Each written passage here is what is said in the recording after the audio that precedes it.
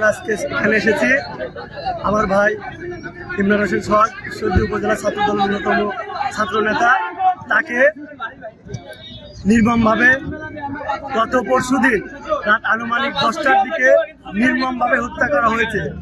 আমরা আমার ভাই মরা 2 দিন হয়ে গেছে, প্রশাসনের পক্ষ থেকে কোনো আমরা সন্ত্রাসীদের শনাক্তকরণের কিছু পাই নাই। তবে আমরা একটা জিনিস দেখেছি, আমার ভাই মরার পরের দিন থেকে এই ঈশ্বরদীর প্রশাসন, ঈশ্বরদীর ওসি, এই যুবলীগের সন্ত্রাসী মিলন চৌধুরীর বাড়ি পাহারা দিচ্ছে। যে মিলন চৌধুরী আমাদের বৈষম্য বিরোধী ছাত্র আন্দোলনের সময় 4ই আগস্ট তাদের ক্যাডার নিয়ে আমাদের সাধারণ ছাত্রদের উপরে গুলিবর্ষণ করেছে, সেই মিলন চৌধুরীর বাড়ি এই প্রশাসনেরা, এই দালালরা টাকা খেয়ে আজকে ওই 5ই আগস্টের পূর্বে যে সন্ত্রাসী হত্যাকাণ্ড চালিয়েছিলেন পুলিশ, সেই পুলিশই আজকে মিলন চৌধুরীর বাসা পাহারা দিচ্ছে।